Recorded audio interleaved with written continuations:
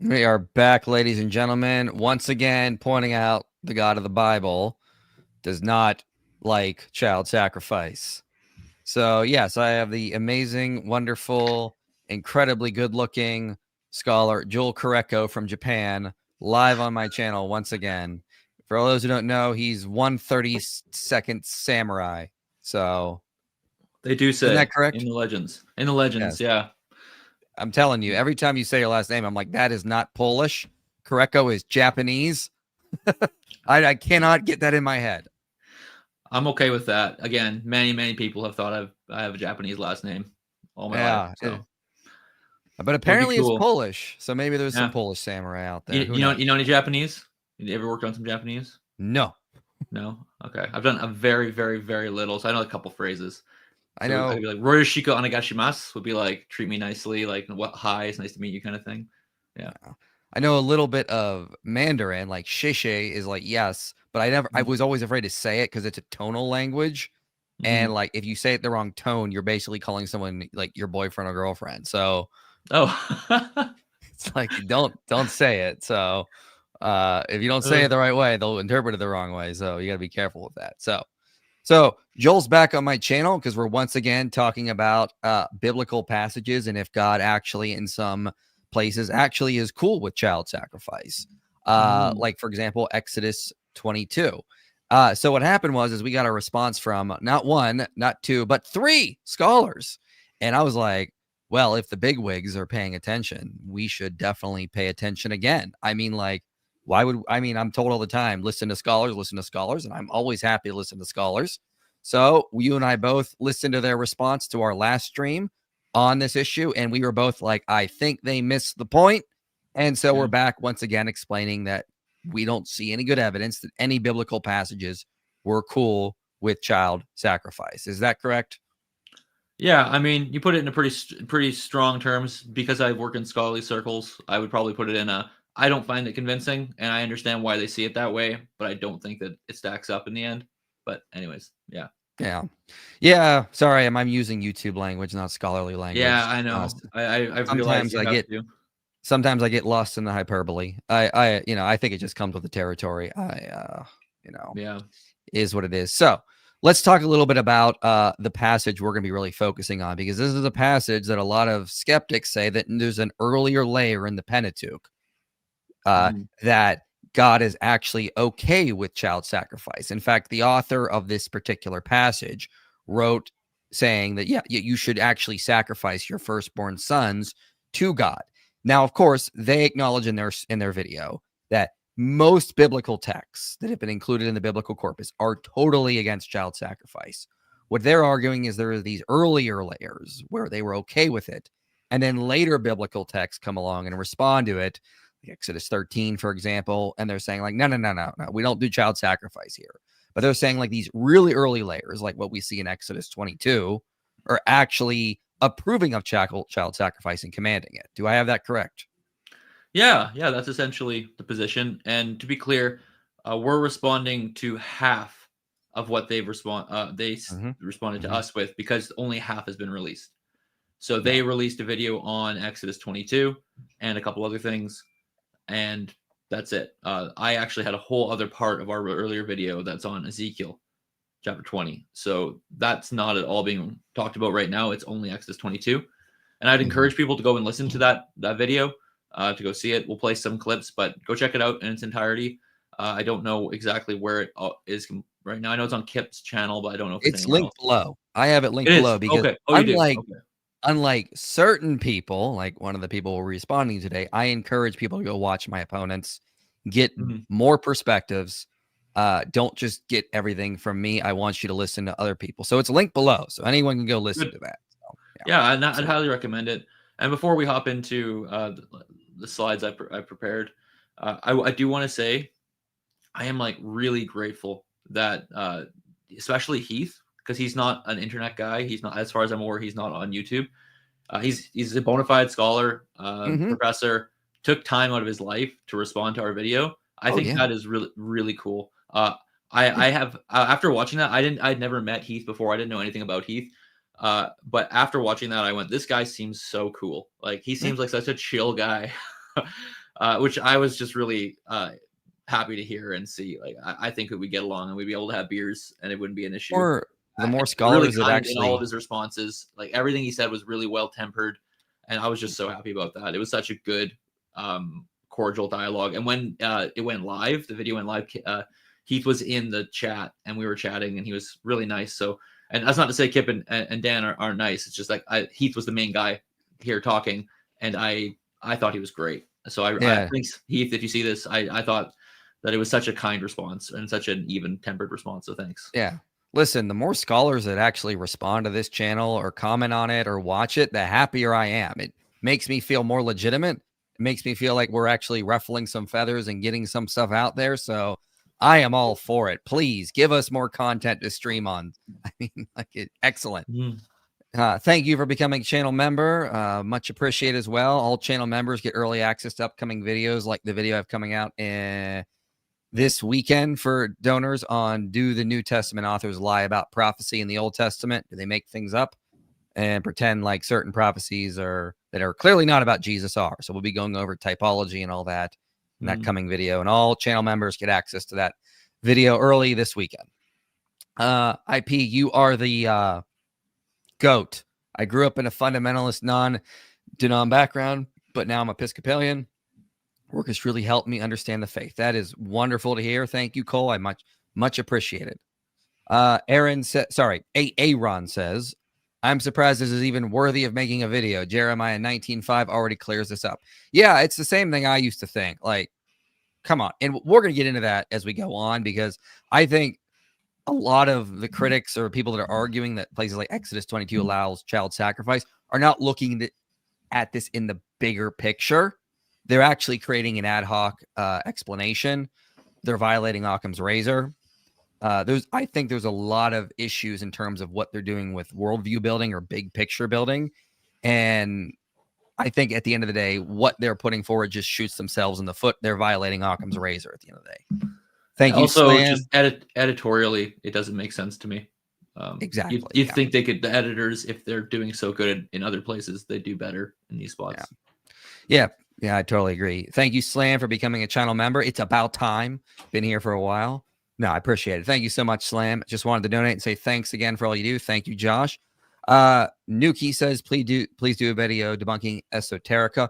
Yeah, so last time Joel was on my channel is because the guy I wanted to have on, Linguisamo, his computer, like, he got fried or something. A cat spilled beer on it or something. So when he gets a new computer, I'm probably having back on, and we'll do the esoterica video that people want us to take a look at. So we'll do that in the future. So, all right. I watched that one recently. Yeah, it was a pretty good video, well put together. Yeah, excellent. Yeah. So you want to take a look at your slides here, and we'll talk about the basic issue and then get into the response. Yes. Yeah. All right. All right. Here's your slides. Here we go. So I've given you the Hebrew text and the English text here.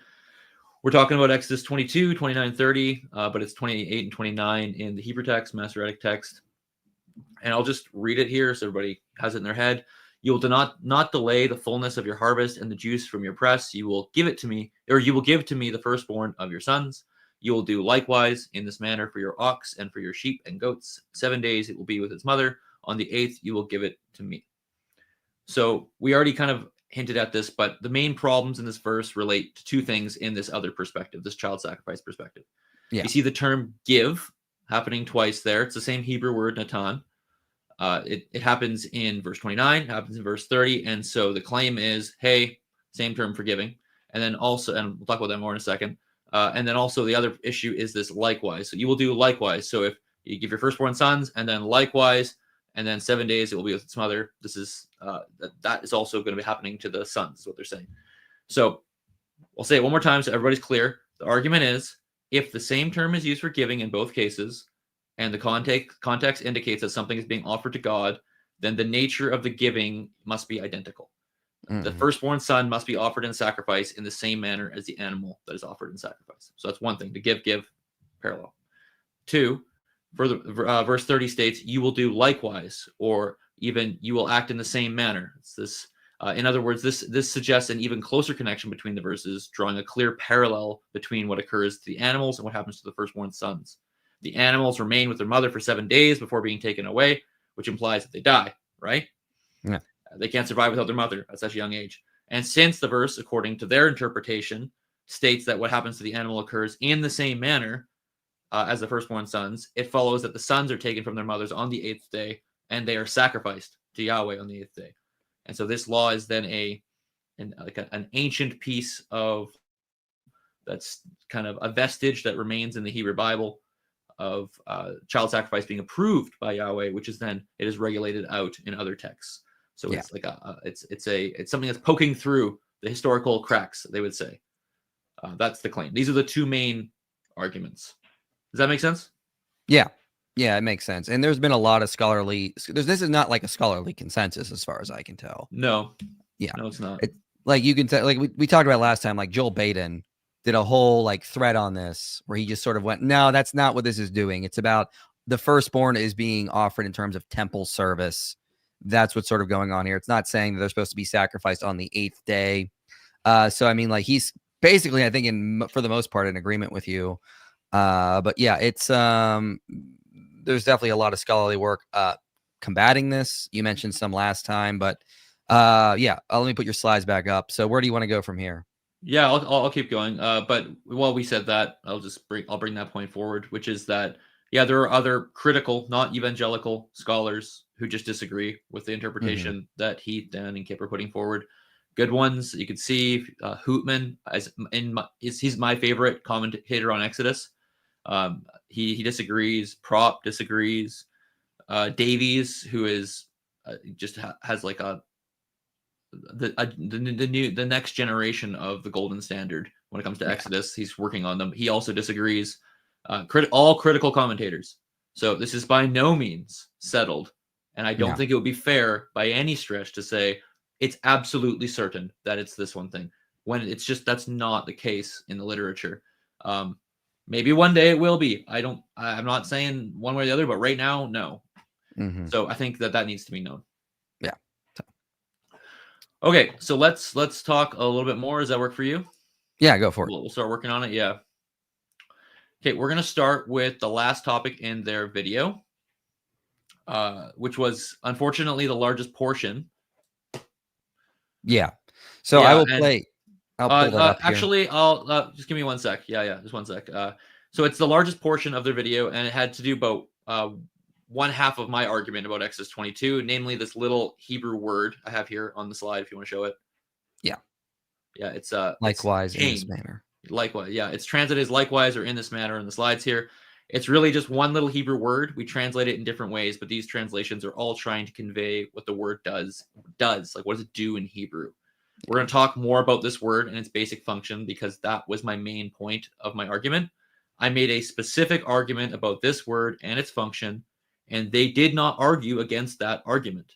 They argued against a different argument that they thought I made, and that's just really unfortunate. So we're gonna get into why that happened. What happened? I don't even know why it happened, but we'll get into what happened.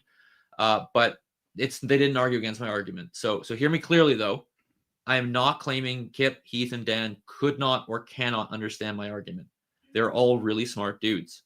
Instead, this is a case where I think they did not follow my argument closely, and where I could have been clearer. I'm willing to take a hit or a fault for not being as clear as I possibly could be. I can do that. Anyone who teaches complex stuff knows that one of the hardest things is not to know the information, but to convey it effectively.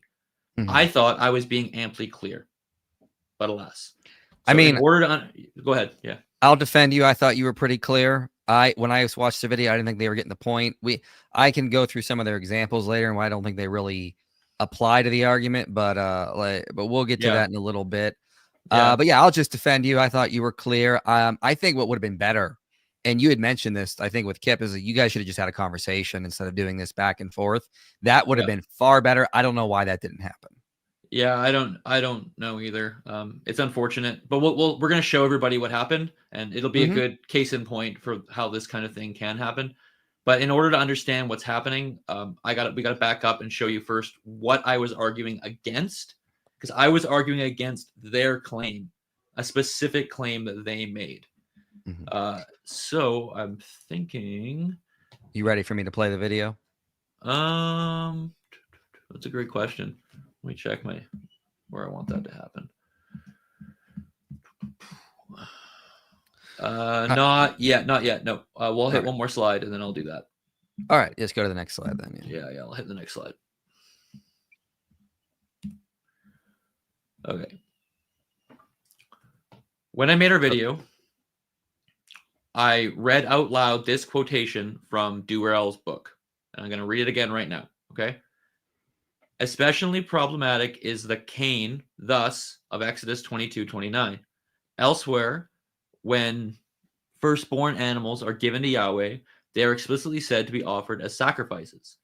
The thus in Exodus 22:29 would indicate that the children of 22:28b are to be given in the same way as the animals in 22:29. I read that quote. Yeah. The claim that Heath is making in his book, I think, is that because we have thus Cain in Exodus 22:30, it necessitates, it requires that the type of act of giving we see in verse 30 must be the same type of act of giving in verse 29. He's saying that because verse 30 says, 7 days it will be with its mother, but on the 8th you will give it to me, that same act of taking away from the mother and giving it to God must apply to the human children in verse 29. The type of giving must be the same type of giving because of Cain, because of thus, or likewise, or in this manner, however you want to translate it. So we have clips from their interview that also show that Heath is arguing this. So if you want to play the multiple clips I had, I'd ask you to grab. Yeah. Tell me when to stop, and then I'll go to the next one. Great question. Yeah.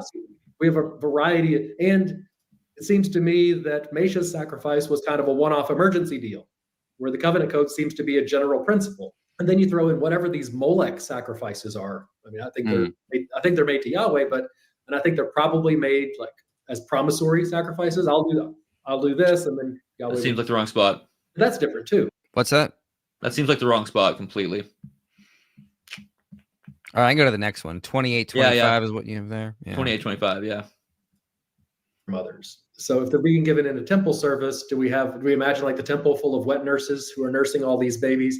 But Joel makes an argument that that 8 days, 7 days with his mother, 8th day you'll give it to me, only applies to the animals because of a pretty technical Hebrew syntactical construction surrounding the word Cain, which means in the same way or thus, or even so. Okay, that's good. Cool. Yeah, I'm not sure what happened with the first one there, but the second one was what I was looking for. Gotcha. Yeah, so that I'm just pointing out here, you all heard Heath say that, like, what are their wet nurses? Like, that he's saying that applies, that 8th day thing applies backward. And that my argument for Cain doesn't work that way, that his does. Okay, so if we're on the same page there, you can throw my slide up again. Okay. Yeah, let me pull that up there. There you go. So that's their claim. Are you following along, everybody out there? Yeah. So let me just try to put it in another word. So, I mean, again, it's about that word Cain you see in bold, thus likewise in this manner. That's what we're talking about. Joel has argued that is a forward moving word. It basically carries, it doesn't send context backwards. So what we see in the following verse, that on the 8th day you shall give it to me, is specifically about the oxen. It does not mean the word Cain, thus we translate as likewise or thus, would not also apply to the firstborn of your sons. Yep. And so I'm going to show you that again. I'm just going to walk through that again. Pretty simple. I don't understand how they didn't get it. Yeah. So I'm only arguing against this claim of theirs. Heath and Dan together state that the thus in Exodus 22:29 would indicate, quote, they are making the positive claim that thus or Cain necessitates that the 8th day command also applies to the firstborn children. That's how I read their claim. Again, please correct me if I'm wrong. This is the argument I'm responding to. I was responding to. I am making the claim that thus or Cain in Hebrew does not do this. You cannot draw on Cain to make this argument. It is linguistically and semantically unsound. I will try and point that out again in a moment. All right, let me go to my next slide. Yes, I should say this, though. I actually have more notes here. Oops. Sorry, 1 second. 1 second. 1 second. Oh, no. What happened? Yeah. All right, we're good. So here's the massive and important caveat here. I was not arguing that the 8th day command cannot also be about the firstborn children in verse 29. Right. I'm not saying that because I'm arguing against the specific thing they said. I was only stating you can't use Cain to argue that. I'm entirely fine with Dan or Heath or anyone finding other grounds for claiming that the 8th day command is also about the firstborn children, but they used Cain to argue that as though it was a given and necessitates their view. Right. They said Cain means the 8th day command applies to the firstborn human children. So I responded to that argument, and I stand by my claim, which hasn't been refuted at all. Mm-hmm. But let me say this again to be as clear as possible. I agree. The 8th day could refer to the firstborn human children. It is possible. However, you must give me argumentation for why this is the case, and you cannot use Cain to do so. I'm going to point that out again. I think Kipp and the others at best can point to the word give in both verses and claim it must be the same kind of giving.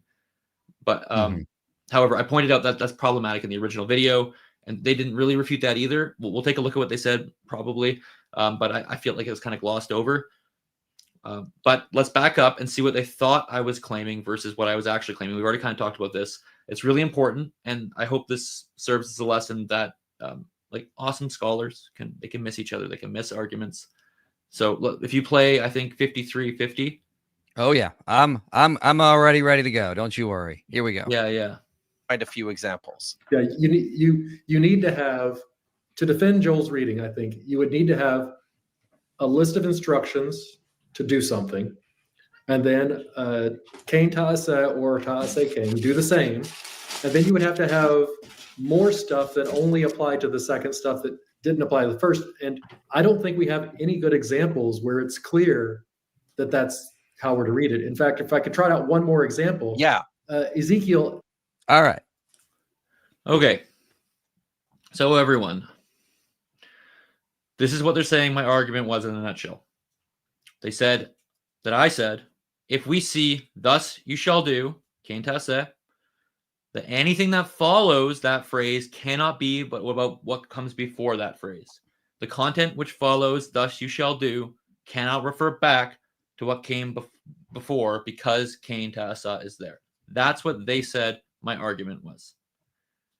Okay, can we move back to my slides here? You got it. Yep. Okay, let's think about this for a second. Let's make sure we're all on the same page. Here's an example in English to show everyone what they thought I was claiming. So here's an example. You shall throw out spoiled chicken. Likewise, or in this manner, you shall do Cain ta'ase with your beef. You shall put the spoiled chicken in the dumpster. Because everyone see what they're saying my argument was. They're saying that once, or actually, here, I'm going to advance another time here. They're saying, not the argument. that my argument is that once you get to thus you shall do, the content that follows cannot refer back to what preceded. You can't talk about the chicken once again because thus you shall do shows up. That's what they said I said. Does everybody understand that that's the argument that they said I was presenting, and that's what they then proceeded for about an hour to argue against. Right. They spent a lot of time arguing against something you didn't say. Yeah. So does this make sense, Michael? What I'm makes saying sense here? to me. Yeah. Again, this isn't. Yeah. Following pretty simple. Yeah. Let me be as clear and loud as I can here. This is not my argument. This is a demonstrably terrible argument. It is. And so I'll probably get a little bit spicy. It just here, because this is actually the spot that actually got me frustrated. Anytime someone critiques me, I'm open to it. You want to tell me my research is bunk and give me some arguments, great. You want to respond, whatever, that's fine. But my biggest gripe with all of this was, this is a bad argument. And I would not make this argument. It is a demonstrably false argument. And it just frustrated me that now this is, because not everyone who watches these videos is going to watch your video. And so a lot of people won't see it. They're going to think, man, this guy doesn't this is easily disproven with a quick Bible search. Right. It was frustrating to me. anyone who opens up the Hebrew Bible or even English Bible can see that this is wrong. I would not make an argument like this, I hope. I mean, for example, in my monograph on the covenant code, I have 50 pages on the word pan, all in Greek. And I went through every single example that's in documented Greek until the Common Era from the BCE period. Like, I don't do shoddy work like that. Like, I went through all these examples. When I said I went through all the examples in the Hebrew Bible, like, it's not me bragging. That's saying, like, I legitimately, like, sat down and worked through this and thought, like, how does this thing function in Hebrew? What do the grammars say? What is it? What examples do I see? Like, it's just like, I obviously would not have made this argument. So I just don't get it. And Heath, in this clip, he says, like, I don't, and I'm not quoting him exactly, but paraphrasing, like, he couldn't really find any examples that prove my point. He said, you heard him say that, right? Yeah, I did. Yeah, because they aren't there. Right. Like, it's just, yeah, it's what they were arguing. That's not my argument. And I would have hoped that at some point someone would have went like, is this guy really making this case? Because, like, maybe we need to check, because this is not a good, like, I don't think he would make this kind of claim, because I can't find any examples of this. So it happens. I'm not mad. I was frustrated that, like, it's just such a bad argument. It's not even fun to argue this thing. Anyways, so I can actually show, now I was trying to be more concise in our original video, but do you want to play the clip in my initial video on this, where I full on state this is not my case, not the argument. Yeah, so this is an original video up on your channel. People can go see this, and you can see what Joel is saying. So I'll play this, and then you can comment.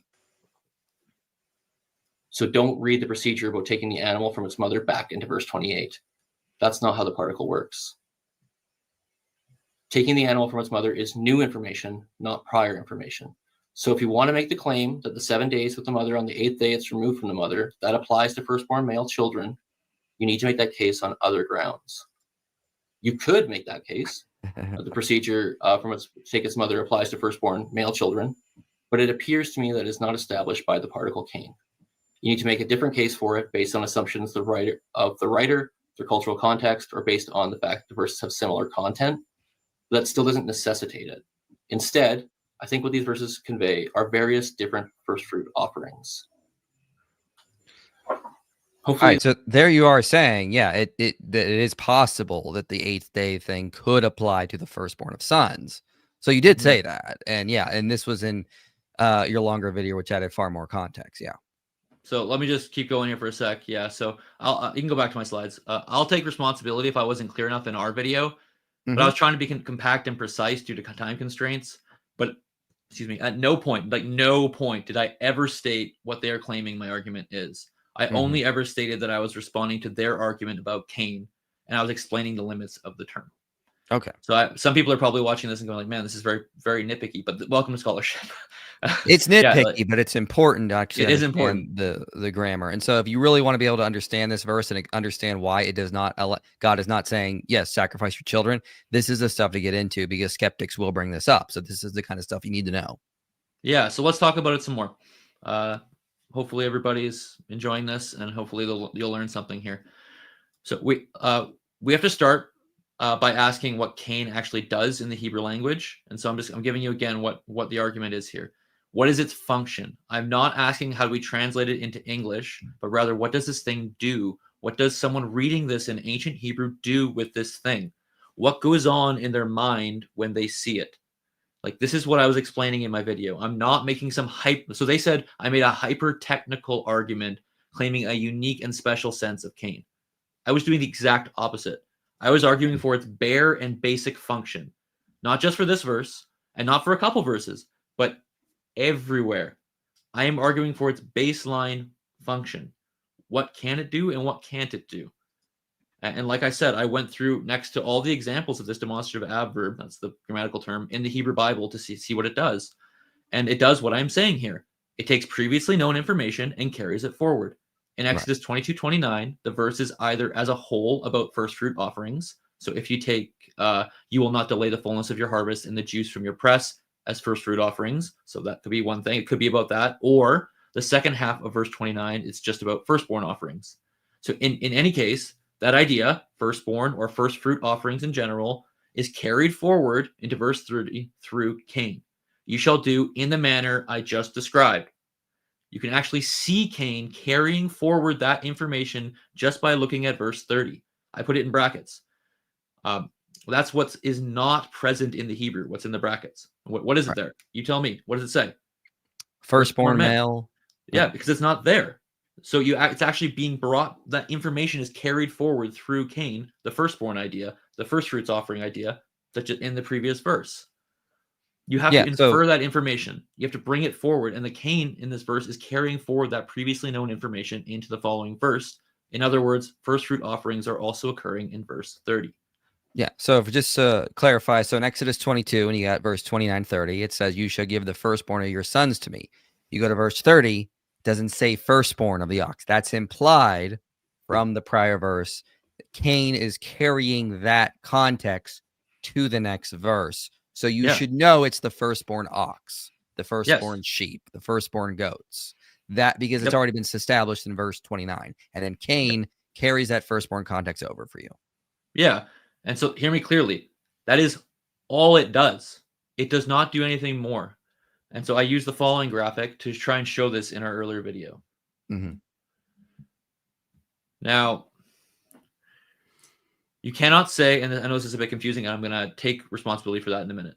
You cannot say 7 days it will be with its mother, and on the 8th day it will be sacrificed. Must also apply to verse 29 based on Cain. That is a misreading of the Hebrew grammar and syntax.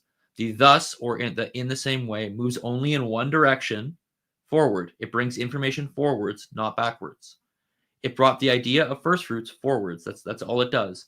It's just a little adverb. Like, don't make it try and lift more than it can. They want this thing to bench 400 pounds. It can only get like maybe a plate. Okay, it doesn't do that much. It doesn't carry new information backwards. It does very little. What does it signal in the mind of somebody who's reading this? It has a function. And so the 7 and 8 day clause, that's new information. That's not in the previous verse. It has nothing to do with Cain. Cain brings forward previous information. Now, I think I might have it might have been this slide that confused Kipp, Dan, and Heath. I could see how they might have interpreted this as me saying that the following context can't be about what preceded. But I never stated that at all. I only ever talked about the semantics of Cain in relation to their claims about Cain. That's it. So just to clarify, some verses can use Cain as part of the grammar, where the following verse does have context for the prior verse, but Cain is not what is causing that. Is that correct? Yes, exactly. Yeah. Okay. Here's that was pretty clear to me. I thought I was amply clear. I thought I was amply clear what I was arguing. Yeah, but I was like, again, we're not saying that anytime you see the word Cain in the Hebrew Bible in Hebrew, context from a following verse cannot be applied to a prior verse. All Joel is saying is the word Cain does not do that for you. It's forward pointing. If context of a following verse is throwing back important details for a prior verse, it's not Cain that's doing that. It's other aspects of the phrases that are being used. It's an author just choosing to do so. Yeah, an author can choose to do that. Yeah, authors can do that. It's by irrelevant. Yeah, it's irrelevant to Cain. Right. That's an authorial choice at that point. And I'm going to talk about that again in a second. So just to show here, maybe it would have been better to remove the arrow I just removed. The graphic would funnel everything through Cain in a clearer way. I can take a hit on that. Maybe the graphic was unclear to them. You said it's not. I don't know. But the point remains, you cannot bring the 7th and 8th day command back into verse 29 through Cain. That was their claim. And as far as I can tell, it doesn't hold up. So I've just explained the semantics of Cain, the meaning of Cain. Kipp actually pointed to a scholar who comments on the function of Cain, and especially in relation to the book of Exodus. And I said this in my initial video, but not in our video. So I'll point it out now. He says something similar, though he doesn't go into great detail, just so people know that I'm not just making this up. Okay. This is what Hootman says. So Hootman is a giant in Exodus studies. He says Cain, the Hebrew term there, is a particle with a referring function. It refers to something already known to the reader. In Exodus, it is very often followed by a form of the verb asa, and just like Cain, ta'asa, and expresses that an order is carried out. that what is done in one case should also be done in the other circumstances that then the one mentioned, and it cites 22:29 there. So already known, and then he gives the example with asa as well. So it's a referring function. It points backwards to something already known. Now, I could see. I know Heath said that I'm overreading the adverb in the video. I disagree. I'm analyzing what it does and does not do. What I have seen accords with Hootman's claim. It takes previously known information and brings it forward. If it, like you said, if an author wants to add new information after a sentence or clause with Cain, that is the author's prerogative and right, but that new information is not encoded in Cain. Cain does not carry that new information within itself. Again, it doesn't do much. It's just a little particle. Leave it alone. It can't take the pressure you guys want to put on it. It's too small, okay? Yeah, and as I said, when you see it in Exodus 22, 29 to 30, okay, it's like an arrow. It's saying all the context of this prior verse is adding context to the latter verse, but it's not an equal sign. It doesn't take the context of the latter verse about offering the firstborn of the ox, the sheep, to God on the 8th day. That stuff you cannot use the word Cain to throw back on the firstborn human sons. That's the problem. So therefore, Exodus 22:29 is not actually saying offer your sons up to me on the 8th day. Yeah, you can't bring that back through Cain. If you want to establish it on different grounds. Different grounds. The 7th and 8th day is new information. And an author can choose to say new things, old things, whatever after Cain, but that's irrelevant to the function of Cain.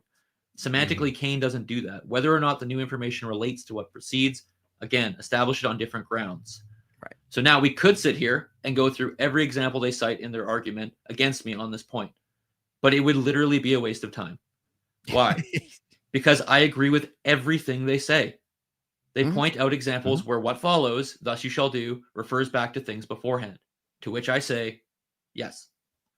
I am not claiming otherwise. I agree. But whether or not that next thing refers back to something in the previous context has absolutely nothing to do with Cain. Right. That's my main point. We can also look at this another way as an analogy in English, though I'm now moving to a different angle, and I understand that the analogy can break down, so there could be more to be said, but I'm just going to quickly do another analogy if that's cool by you. Yeah, because I think this is helpful for people because this is super niche grammar stuff. Cool. Yeah, and when you do that, I'm going to get to some super chats after that. Sure. Okay. So let me get through 2 slides. Let me get through this point, then we'll hop to super chats. Okay. So just read this with me. This is just to show everyone another problem with their claim. You shall eat the first batch of cheese.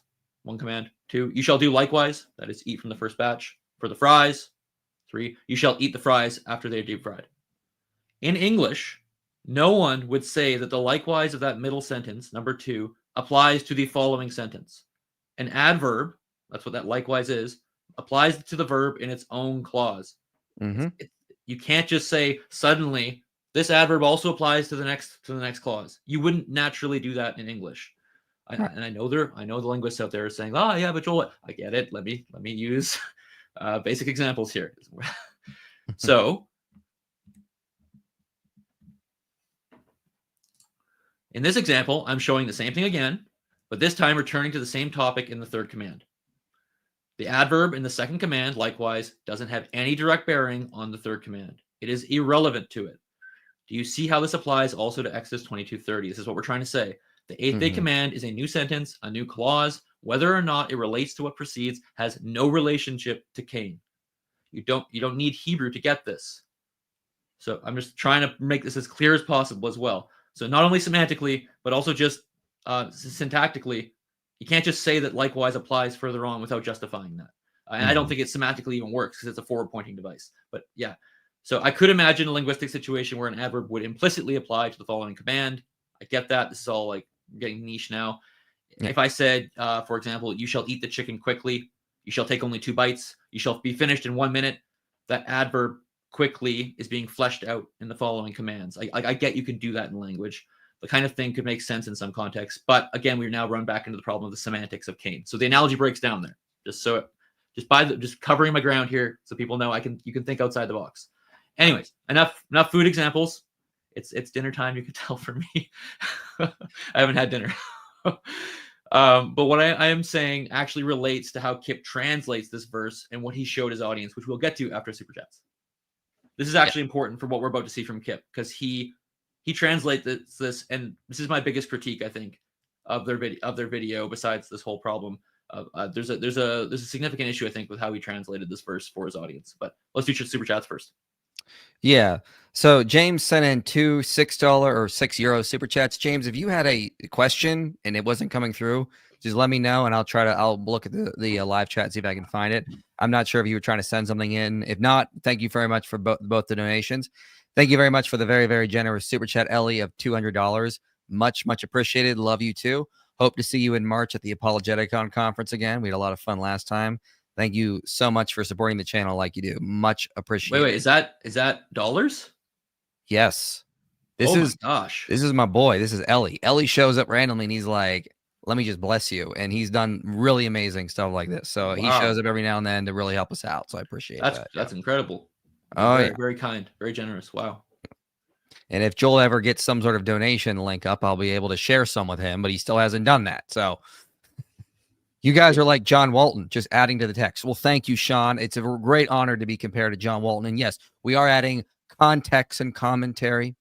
It's very good of you to point out. I do appreciate that. Thank you so much. Was this guy trying to take a dig at us? No, he's being super nice and friendly. That's why he gave us money. Obviously. Oh, I don't know what you're talking about. Yeah. He's just complimenting us and he's appreciating the commentary that we're adding to the text. Yeah. I mean, you'd be surprised to know that a lot of critical scholars like John Walton in a lot of ways, not in every way, but he's actually well respected. Oh yeah, for sure. Yeah. Not online though. People think he's like a fundy. I'm like, dude, you have no idea. Book recommendations on Old Testament history and Old Testament textual criticism.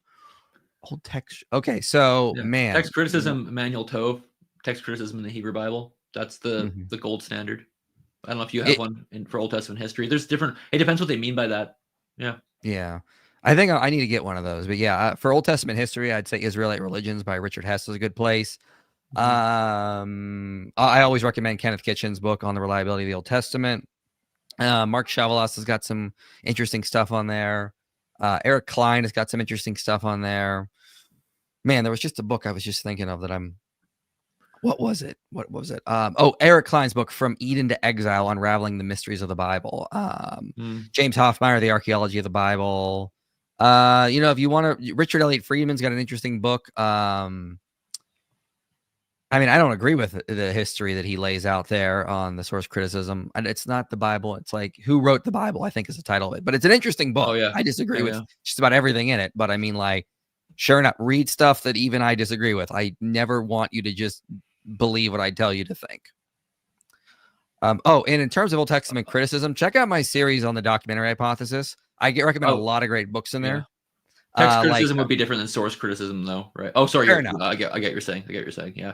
Fair enough. I'm not sure if they're asking about just like reading history as well, just something like the art of biblical narrative. I think there's also the art of biblical history. Is that one? Yeah. My brain is telling me that is. Again, I'm on about 12 and a half hours of work right now, so sorry if I got that wrong. But art of biblical narrative. There are books on how to read historical works as well. Yeah. It works like a diode in electronics. I'm not an expert in that area. It's this continuous sentence in the Hebrew. Could they confuse Paul's extended Greek sentences? Yeah, I get what you mean with that. I don't understand the electronics because I'm not. Is this a continuous sentence in the Hebrew? No, it is not. In fact, I'm about to argue against Kipp, who tried to make it a continuous sentence. All right. Well, let's get into that. Do you want me to play the next section of their video? I don't think. Let me check. I have the next time marker up if you want to do that. I don't think we're actually there. Gotta talk about the M dash. Yeah, I gotta talk about the M dash. So yeah, I'll do that first, and then you can we'll change it after. This is gonna be a couple minutes on this. So this is Kipp's translation, right? Kipp Davis is Kipp's translation in the video. Yeah. Got it. I got some issues with this one. I wasn't sure that this I'm just gonna point it out. This didn't make sense to me. I'm not quite sure why he did this. I'd like to hear more from him, and I'm sure we'll talk in private about it. So Kipp puts this little marker here in the translation. You can all see it. I put an arrow on it. It's called an M dash. It has a function in English to show that a thought is interjected into a sentence that has already begun. Our friend, the Webster Dictionary, defines the em dash as the em dash can function like a comma, a colon, or parenthesis. Like commas and parentheses, em dash set off extra information, such as examples, explanatory or descriptive phrases, or supplemental facts. Like a colon, an em dash introduces a clause that explains or expands upon something that precedes it. So, you see that Kipp's translation uses an em dash to state that the 7th and 8th day command is closely connected to what precedes. The 7th and 8th day command is inextricably connected to what immediately precedes in Kipp's translation. They're a part of the same thought. But this is the problem, that it does not exist in the Hebrew. Right. They are separate sentences. Do the same for your ox or your flock, or to your flocks, ox or your flock. Period. 7 days he shall be with its mother. Period or semicolon. On the 8th day, give him to me. Is this right? Can I talk about the whole like, well, were there a bunch of like women at the temple get ready to breastfeed these babies? Can I talk about that, or you want me to wait? I would wait. Yeah. Okay. Yeah. So Kipp insert. Yeah, you can do that. But yeah, Kipp inserts an em dash into his translation to make it seem like the first half of verse 29 or verse 30 is more closely tied to what follows. It makes it all one sentence or thought in a way. But there's a problem. There is no em dash in critical translations of this text. Why? Because there is nothing in the Hebrew to warrant that. It is straightforward prose. And this isn't just a matter of my preference. Let me show you critical commentaries and their translations of this verse.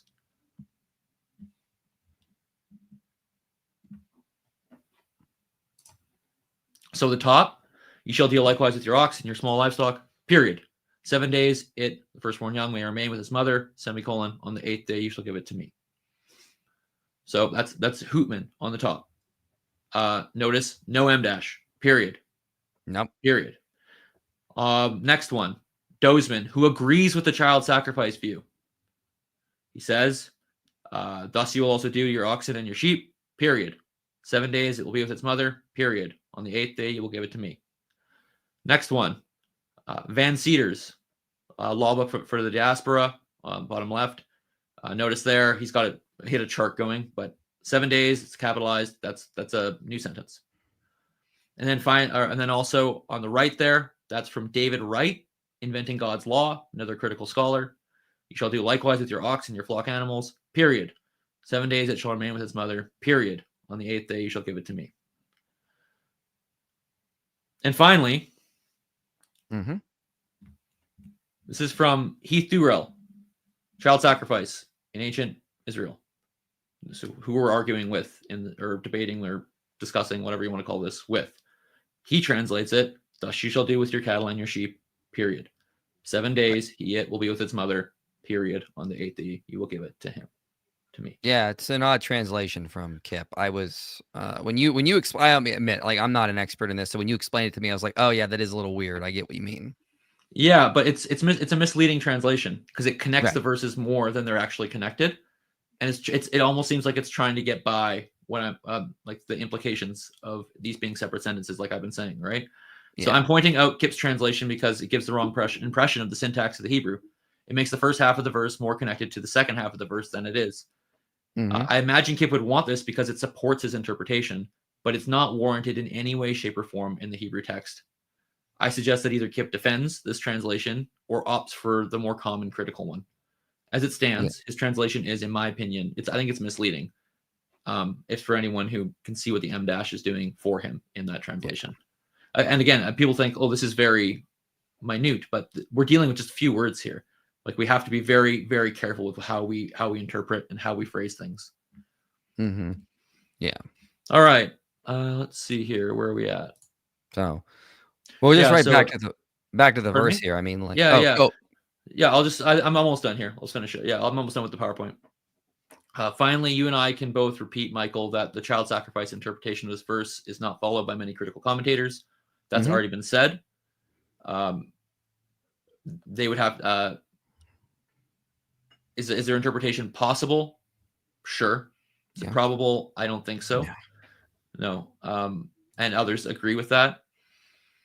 We can move to the give thing if we want to really quick. That's the next timestamp. Do you want to do that? Yeah, I just want to say like about this verse. I mean, again, Yeah. this is a very like brief little verse here, Exodus 22:29. Give them to me. And this is why I brought up Joel Baden in the last stream. And in this one again, like give to me, even I think Dan even admitted in the stream that we're responding to, this is just kind of a vague or cryptic verse. It doesn't say flat out, you will give them to me in like fire or sacrifice. Like this is context you have to pull from the latter verses, which is talking about the animal offerings. But as Joel Baden pointed out, when you give someone to God, they serve like Samuel did in the book of 1 Samuel. People are making a big assumption about this. Like, I'm look at the first part. You will not delay the fullness of your harvest and the juice from your press. Are you going to offer that up in fire like you would an animal? No, that would be ridiculous. You can pour out a drink libation, something like that.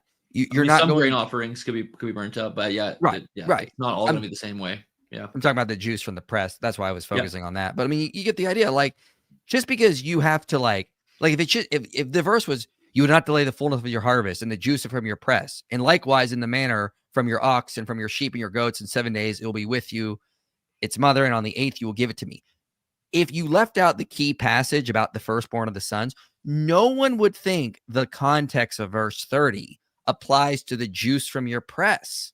No one would think, yeah, we got to give it to them exactly on the 8th day, and we're going to sacrifice it in fire, and we got to take it from the mother, whatever that means. No one would think that.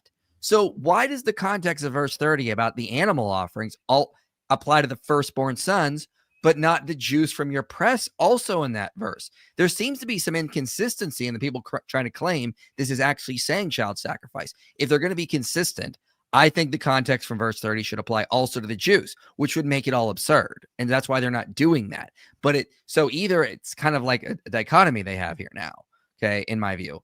Are they going to be absurd or consistent? Yeah, does the likewise then push back even further? The 7 days applies also to the first offerings of the harvest. Why not? Yeah. I mean, if you're claiming that the likewise functions like that it's a two-way street, that it brings the new information backwards in, well, the fullness of your harvest is a first fruit offering. So I mean, that's arguable, and I understand some people don't argue that, but I think Kipp even says that. I don't remember exactly, but most people say that it's a first fruit offering. So why not? Yeah, it doesn't make sense. Yeah, and like people, you could talk about how people disambiguate these things and how your brain naturally does that and whatnot. So I wouldn't push this too hard. Yes. Well, if people naturally disambiguate things, okay, then the same thing would apply between verse 29 and 30. We should disambiguate. Like, obviously, like this is what people were bringing up in the comment section, and what they even brought up. Like they thought like on the 8th day you will give it to me applied to the firstborn of the sons. So that last line in verse 30 applied to the last line in verse 29. And so people were saying like, so at the temple were there all these wet nurses ready to nurse these children? No, you're like, we're not arguing that. You guys are arguing that somehow that context applies. We're saying on the 8th day, you shall give it to me only applies to the sheep, the goat, the ox, the animals. When it says you shall give to me your firstborn sons, that doesn't mean it happens on the 8th day. As Joel Baden said, it'd be more analogous to Samuel going, happens after he's weaned. You're assuming that context through the word Cain gets sent back to the firstborn sons, and that's not been established at all. Yeah, no, it hasn't been established. No. You have to find different grounds for that, and I as far as I can tell, they haven't provided them. All right, you ready to play the next part of that video that you have? Yeah, so this is talking about the give it to me element, and so I'm just going to briefly touch on this. All right, well, I think I grabbed the wrong 35, 15 to 55. Yeah, I grabbed the wrong thing. If we have time, I might mention something from that stream, but Rob and I addressed it more on his channel, but I'll bring it up a little bit at the end here. So here we go. Let's play this section here. Do I have the right? Yes, I do. Good. Of the word natan, which is to give for the human and the animal. He says that's something you're going to have to demonstrate. You can't just accept that on the face of it. My initial reaction is, well, it's something that you're going to also have to demonstrate in the obverse, right? Like if you're going to change the import or the meaning of this word on the other side of this particle Cain, which we'll talk about here in a minute, then what is the reason for doing that. Mhm. And then he gives this example. All right, so let's talk about the Yeah. word give here in Hebrew. Yeah, if you want to throw my slides up again there. Yep. So they're claiming that we have to give justification for why give means something different. I argued that we use the same word in context with different implications behind it all the time. So if you want to see a fuller argument, go to the original video, hear me walk through that. I basically just said a farmer could say, I'll give you my sons, I'll give you my ox, I'll give you my tractor for your farm. And what it actually looks like for those things to be given is different in each context. Right. The sons are for working, the ox is for dinner, and the tractor is for those pesky fields. So like this is we automatically disambiguate, like I said, we have the concepts behind there's already things established in our mind, what you do with a son when you give it to God, what you do with an animal when you give it to God. And so like that, we can do that. So that's one thing. And they're saying, well, no, you got to prove that then. Well, I mean, we did give other reasons for a different understanding, which actually Kipp didn't give in his clip. We talked about the other contexts in Exodus and elsewhere where firstborn children are redeemed, monies are given, Levites. I talked about how the editors of the Pentateuch apparently didn't blink twice at this, which if you assume a great deal of editing, which they do, you would assume they would make it sound like something else if they had a problem with it or they thought it was child sacrifice. But apparently it wasn't to them. Yet the other texts, they get edited out. And so it just that's inconsistent. It apparently didn't read that way. I'm not saying it couldn't read that way, and someone couldn't have thought that at a later time. I'm saying the editors, it appears they missed this one, or you got to make an argument for why then. Well, so that's basically it for give. That you can watch the earlier video, and we talked about it. Well, I mean, this goes back to one of the things I was talking about. Like, this just makes their whole explanation really ad hoc. So, as far as I'm aware, I think I'm not sure about their specific views, but I think from what I can tell in their source criticism, they do believe the Pentateuch was originally separate sources. I think, and I could be wrong, but Kipp believes there was a J and an E source that was combined with P to form the first books of the Pentateuch. I know that Dan is a little bit different. I'm not sure. He might believe non-P. I'm not sure. Okay, he might. Yeah, I'm not entirely sure if I remember correctly, but I know Dan specifically does believe the Pentateuch was originally non-P and P, and they were combined again with Deuteronomy. Well, I mean, if we just go to Richard Elliott Friedman's book, he assigns this to E. But I mean, like, if we go back to Exodus 13, now I'm not saying they necessarily have this view, but the earlier verses, which talk about this as well, but talking about having a substitute, or you redeem the firstborn. This is also part of E or non-P, this kind of stuff here. So here's the problem. You have an editor who's apparently taking these earlier sources and making E or non-P. Apparently, so he's already written, or at least got Exodus 13 there, where it's talking about this whole firstborn thing, and you can redeem them. It seems that he didn't have a problem by the time he got Exodus 22. Why did he not incredibly edit this to say, no, we're against child sacrifice, because we've already established that in Exodus 13. It seems more likely he just understood what's happening in Exodus 22 not to be about child sacrifice. And if that's the case, if there is another earlier layer here, okay, maybe that's what the original author was thinking as well. They've not established that some earlier author thought about this as child sacrifice. And again, this goes back to the same thing I was just saying on Rob Rowe's channel, Sentinel Apologetics. We posit these redactors that are so intelligent, they can weave together these magnificent sources, but they're so stupid, they forget like very important things like this. Like, it just seems like the redactor is whatever you need him to be. When you need him to be incredibly intelligent, he's a genius. When you need him to be stupid, he's the biggest moron that's ever tried to put text together. This magical redactor is just always coming to the rescue here. It just seems far more likely and more parsimonious that they didn't understand Exodus 22, 29 to 30 to be about child sacrifice, especially if a redactor or an author already has Exodus 13 there earlier in his own composition saying, yeah, we don't sacrifice children, obviously. Like, that just seems far more likely that when you get to Exodus 22, he was not understanding that in any way to be about child sacrifice. Otherwise, you mentioned that should have been heavily redacted or changed. Maybe he just didn't think that's what it was about or understand it that way. Maybe also if he was getting that from some earlier sources, he's combining into E, non-P, or just Exodus. maybe the original author didn't think of it that way either. Maybe he was thinking, as Baden said, it's about temple service or just serving God, which again we see is either you redeem them or you offer the Levites in their place instead, that kind of thing. So I think it's more and more parsimonious understanding of this, given the larger context of the Pentateuch and these sources. What I think a lot of these critical scholars are doing is they're not thinking about this in the larger picture. They're positing much more convoluted explanations, much wild redactors that are so intelligent one day, but the next day they're morons. And it's like, it just gets so ad hoc. Yeah, no, I agree. One of my big gripes with the source critical stuff that I've read is just that no one agrees with each other. There's just very little agreement. There's very little agreement. I mean, there's some agreement on P, but even that is smaller than you'd imagine. It's smaller than you'd imagine. Yeah. What the book I mentioned last time? What is it, like Farewell to the Priestly Course or something like that? Yeah. Even then, there's like it's a lot of debate around that. Yeah.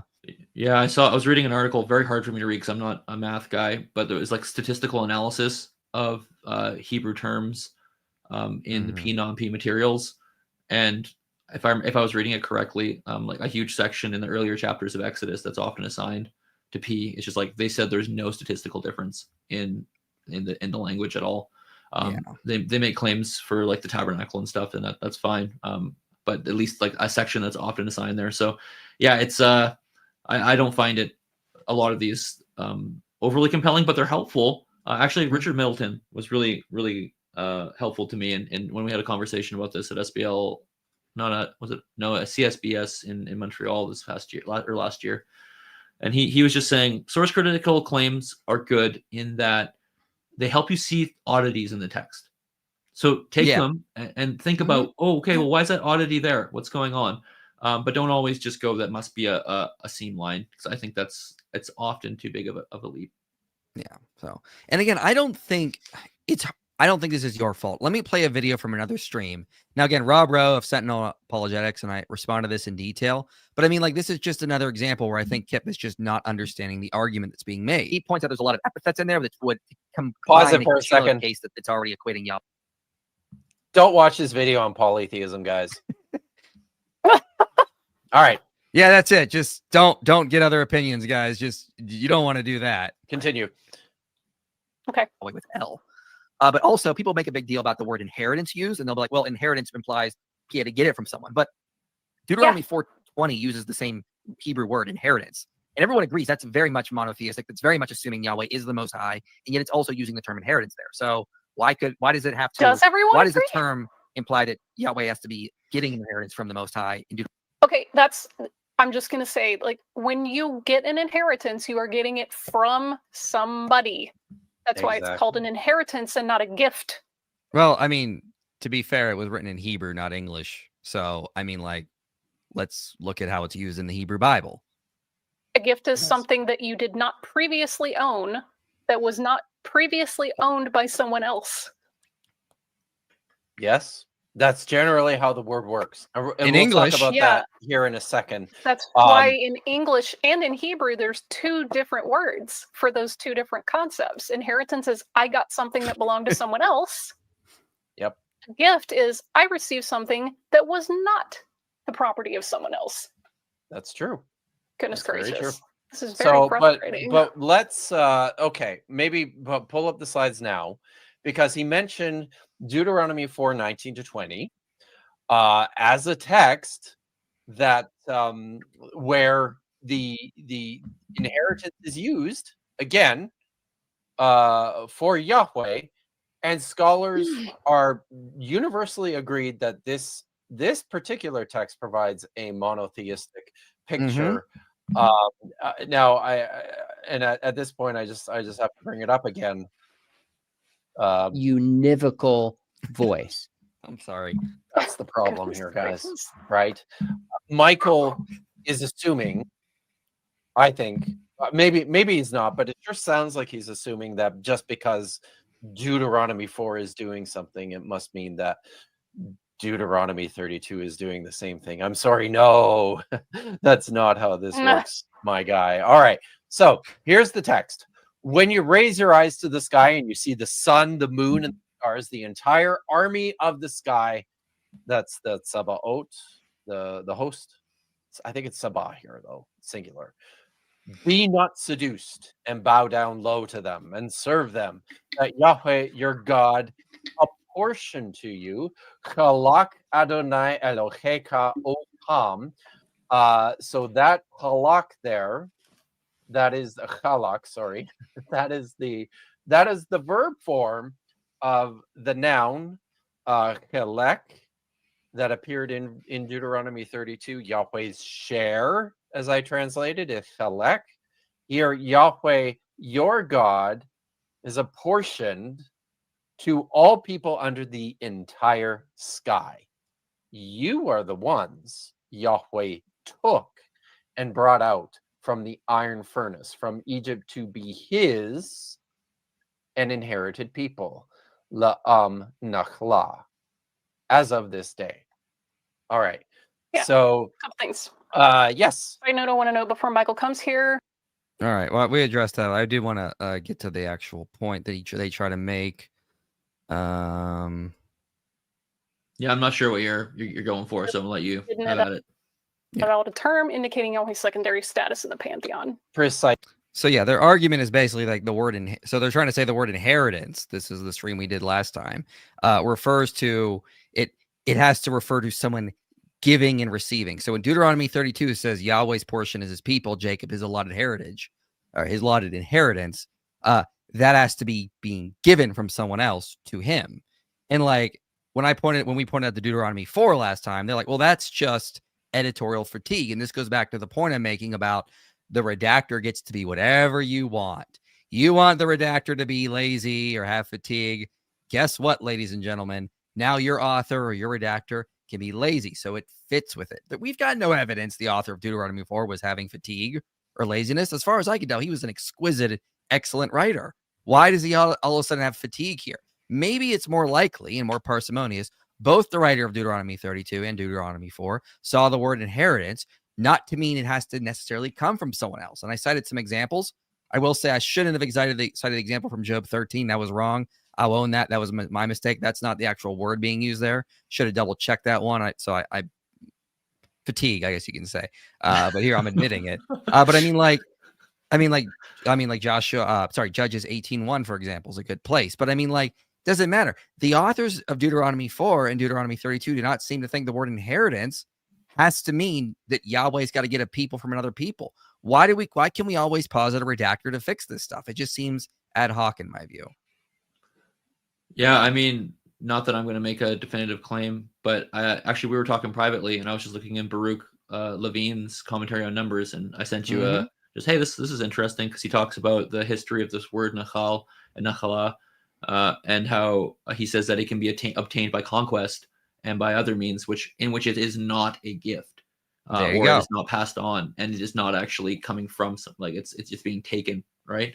And so I think there might be a broader semantic range and conceptual domain behind this than might be offered in the take that we just heard. But I'm not going to make a definitive claim. I haven't done that research, but I was reading through Baruch Levine's commentary on Numbers today, and I saw that, and I went, oh, that's interesting. That kind of pertains.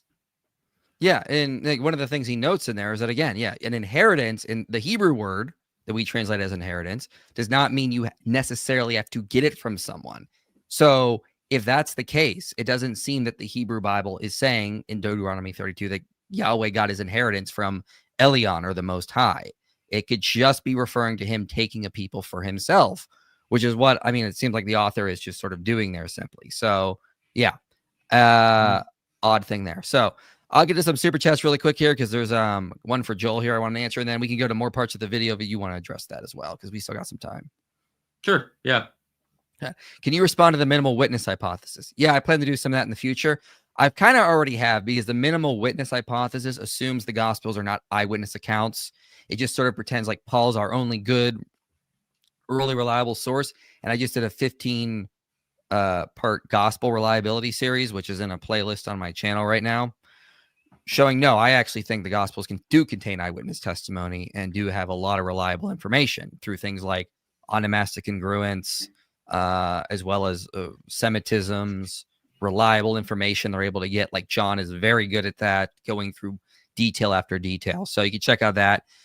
So I would just reject the underlying premise that we need to have the minimal witnesses to begin with. I don't agree with that. I think we can use a lot of evidence in the Gospels. So what is Dr. Koretko's view on the Exodus? More historical or a mythological approach? Hybrid of the two? Appreciate you guys. I don't know anyone who doesn't have a hybrid approach, honestly. I mean, even Kitchen or Hoffmeyer is going to have a hybrid approach. David Falk has a hybrid approach. Yeah, it's a hybrid approach. It's a story, and like we're talking about less than 100 pages of events being given to you, and it's always going to be compacted and formed in a literary way to teach about things about God, about Israel, about what it means to be an Israelite, what it means to be even a human. So that's all happening there, and it certainly is going to be crafted literarily. And so, yeah, I think it's somewhere in between. I don't have a problem with there being an exodus of people coming out of Egypt. I don't work in archaeology, so I never try to make claims about archaeology because that's not my field. I'm a textual scholar. But I think the text itself shows that it is being crafted in very literary ways. That doesn't preclude it being there being a historical exodus, but it does say we need to be careful how we talk about that historicity and make sure that we are accounting for the literary nature of the text and what it's trying to do, which then can tell us something about how we ought to be looking for historical matters. And that gets into all the weeds then of interpretation. How many people are coming out? How do we interpret numbers? How do we places? Mm-hmm. How long do things take? What does 40 years mean? Like all of this is all literary stuff that helps you then think about how you might think about it in a historical manner. But yeah, it's a hybrid approach. Yeah. So you heard it. He agrees entirely with me on everything on the Exodus. That's what he just said. So obviously that's I serve in my church youth group, and they don't agree on how to explain communion. They think it's purely symbolic. How could I raise my concerns without being devising? I would say, Ezra, try this approach. Say you want to do a Bible study, perhaps on what the early church fathers taught, and then just start going through what early church fathers actually taught about the Eucharistic communion. Because that was one of the things that convinced me. I used to think it was symbolic too. And then I felt convicted because this is what our church fathers are teaching. They're very clear it's not just symbolic. It is symbolic, but it's also more than symbolic. So I would say try that approach. Are we really going to say the unanimous attestation of the church fathers is wrong? Because the unanimous attestation of the church fathers that wrote on this topic is that the gospel authors are Matthew, Mark, Luke, and John, which they would use to argue for that. So just think about that. Maybe that would help. This seems like it could be just a bris naming. I'm not sure what that's in reference to. I don't know what that means. I don't know. Yeah, I totally agree. Loaves of bread. Yeah, absolutely. So, all right. Did you want to play? Who doesn't? Who doesn't? Did you want to play another part of their video? Yeah, we can. Just briefly. I mean, it's a long little clip. I don't have it on the notes there, but I have another clip that we could talk about. They comment on. I'm just going to briefly just say it. Don't bother going to it. Okay. They talk about. I in just real passing in like a second. I mentioned Ezekiel 37:26 and how the word "give" Natan appears twice in succession. That you will like give the people, you will give the sanctuary, and the sense there is establish. Mm-hmm. And they all kind of said like, oh, hey, Joel wants to say that this means something different in both verses. And that's just actually the exact opposite of what I meant. I meant to say you should translate both the exact same. You should translate it both as establish. However, the establishing of a people is different than the establishing of a temple. A temple you build with bricks or whatever. People, they copulate, they're protected from, like, it's just a different kind of establishing, yet the exact same word Natan is used. All I was using, it was just another text to say you can have give in immediate succession. And when you change the object given, it changes the concept of what's going on in the background, which is the same thing that we're arguing for Exodus 22. So I felt like I didn't quite understand why they made that. Like, it seems like they weren't listening at that point. I didn't understand it. As I said earlier, I don't think I get this a lot with some of these guys. Like, let me like the last time you were on my channel, we were talking about Deuteronomy 32 a little bit, and then of course Kipp responded. I said we responded on Rob's channel, but like here's like a section where I feel like they're just not getting what I'm saying. And I'll just play this and then you tell me. I'm Just gonna go let it go. from 122.05 lines to even from some older polytheistic worldview. And I make an analogy constantly with Acts 17 because Paul quotes the pagan poet Aratus. In him we live and move and have our being, as some of your own poets have said, we are his offspring. Was Paul intending to teach pantheism, Stoic pantheism? No. He's taking lines and he's reinterpreting them in clearly a Christian understanding. The author of Deuteronomy could have been doing something very similar. Hey, we know there's this theological view that the high God divided the nations up. Well, guess what? That's actually Yahweh, and he has kept us to himself. So I think Mark Smith is right on that. It doesn't say that Yahweh's a son of El. This is an inference, and I don't think the composer even intended to give that picture, even if he's inheriting some older ideas. I think people read way too much into that brief passage there. Okay, pause it Yeah, there I for a mean, second. text doesn't Bishop. Pause it there for a second, okay? We literally just read pages of Mark Smith not saying that. Yes. Duh. We literally did read pages of Mark Smith saying that. And importantly, Duh. guys, one of the reasons why Mark Smith is making the arguments he's making is because he's reading Deuteronomy 32, 8-9 in conversation with Psalm 82. Okay, like, did I say Mark Smith said that? No, I was when I talked about Mark Smith, I was referring back to the earlier thing when I'm talking about how he interprets Deuteronomy 32. I'm responding to Mark Smith's view that even if he's right, it doesn't matter theologically for Christians because we see authors doing that all the time. It feels like Kipp just assumed everything I was saying. I was saying that Mark Smith said that, and I'm like, I didn't say that. Like, what are you getting at? Like, the only way I quoted Mark Smith was his agreement with us that the author of Deuteronomy 32 is not trying to say that there's this polytheistic picture and Yahweh is really the son of El. What I was doing is, and I said, this is what I say, is that you can make an analogy to Acts 17. Like, it seems like again, it seems like he just did not get what I was saying. And I've seen this happen so many times in the past. So I don't think it's just you, sir. Yeah. And to actually kind of defend you on that, I did message Kipp privately about that exact point. Was the first thing that I said to him was I thought that Mike was using Mark Smith to establish just the view on Deuteronomy 32 that the author was not intending for it to be polytheistic, and that he wasn't saying anything about Mark Smith's other views about what might have come before or why that text was the way it was before. But in the composition of Deuteronomy, it was not meant to be as such. And so I brought that to him and said like that's actually what I argued too. And so so when I posted the same video that we did on my channel, I put in the show notes or in the description a citation by Hundley, who also says the same thing, and he's from 2022, and says like he actually says it's almost as if you could not tell whether or not this had a previous composition. It has been so finely intertwined with a non-polytheistic, in the sense we're using it, view. So I think that's a fair view to hold. If Hundley's saying you can the interpreter could barely tell, or might not be, like you can't. Because it's just so finely integrated into the theology of Deuteronomy. Yeah. But yeah, it happens. I hear you. Yep. I got to read Theodore Lewis's book. That reminds me, because I'm curious what he says on that. Let's get to some super chats here. Excuse me. Still have this cough. I've had it for like a month. Won't go away. Who is John the Elder versus John the Apostle versus John of Patmos? Are they all the same or different? Do you have a book or paper on it? Well, whoever it is, they're all different from John the Presbyter, to quote Ali Dawa.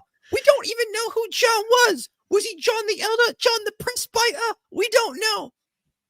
That's an actual quote. Okay.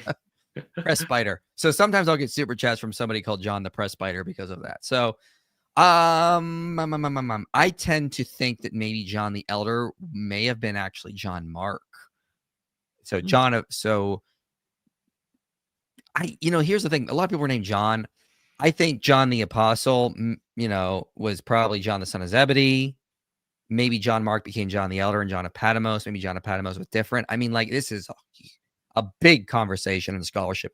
I don't even know where I land. I tend to agree with Luke Vandewey that John Mark is the author of John, though, because people want to say John Mark is really the author of Mark.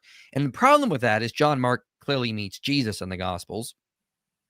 And Papias says Mark never heard the Lord. He only followed Peter. So I think that's a different Mark that's Mark Peter's spiritual son that he talks about in First Peter. It's different than John Mark. So I think John Mark might actually be the author of John. And Luke Vandeweghe makes a case in his appendix in the book, Living Footnotes on the Gospel of Luke, if you're interested. So John of Patmos, the writer of Revelation, may even be a different person. I forget the name of the church father, but there was one that argued that the way that the Revelation is written could not clearly be the same way could not be the same author as John, because they're just totally different writing style, which is entirely possible. So it's an interesting conversation. Inheritance is something that is rightfully yours. Is that important here? Could the Trinity play a role in a critique of their interpretation? Christ has an inheritance right. Yeah, I mentioned this when I was on Sentinel Apologetics on Friday. We were responding to Kipp on that whole video. Listen, even if Kipp is right, like, this is not theologically a problem for Christians, because, like, Heiser has argued that there is multiple deities that are all Yahweh, or multiple persons that are all Yahweh in the Hebrew Bible. And Benjamin Sommer even agrees with him as well. So yeah, I mean, it could be, I do not think that's what the author of Deuteronomy 32 is doing. I think he's very just focusing on Yahweh, dividing the nations. He takes the people for himself, which is his inheritance that he has claimed. Doesn't have to be given to him. So how could the Gospel of John, for example, be written by John given the dating? If it was written 90 AD, is that possible given the lifespan at the time? Yeah, absolutely it is. So rabbis would typically take disciples that were younger than them. That's not a necessary rule, but that tends to be what it is. So if you have by like 33 AD, his disciples are like 20.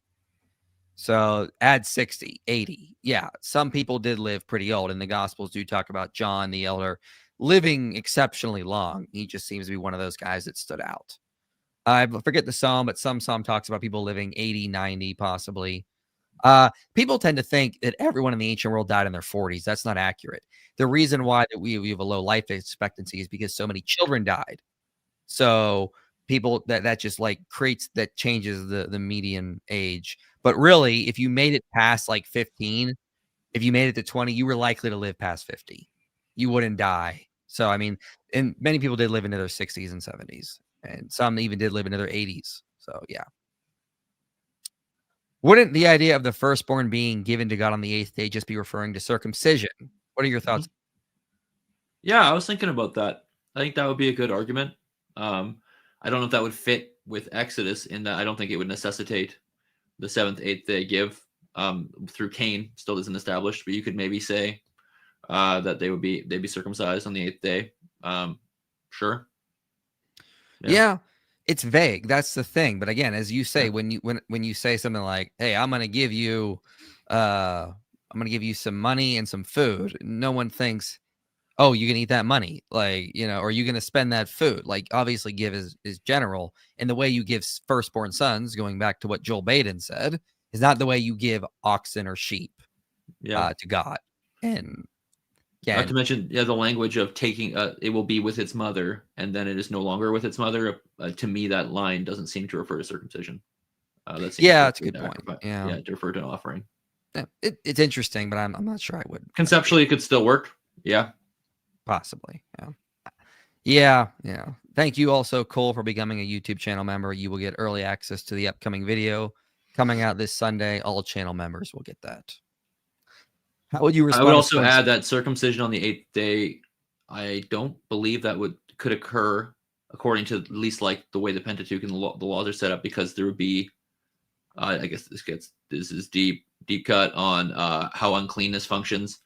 And so a woman would be unclean from childbirth, couldn't go to the sanctuary for a set amount of time with a male child. And a lot of people agree that uncleanness would transfer to the child as well. So they wouldn't be going to God in the temple. So you'd have to like conceptualize the circumcision being a giving in your house, which I mean, maybe. But anyways. Well, I mean, I always say the Torah is like wisdom literature. This is not like a legal law code, really. People tend to think of it as and say it is, but it really isn't. It's like Proverbs. It's like moral wisdom, but this is judicial wisdom for Israel. Like Kenneth Berglund talks about like this in his chapter exploring the composition of the Pentateuch. Like, there's a reason judges are there, because like this is just legal wisdom teaching them how to think about justice. It's not literally laying down the bare minimum laws and repercussions. Yep, agreed. How would you respond to someone saying God referring to himself plurally, I guess is what you're trying to say, in creation, is a reference to pantheon and not the Trinity.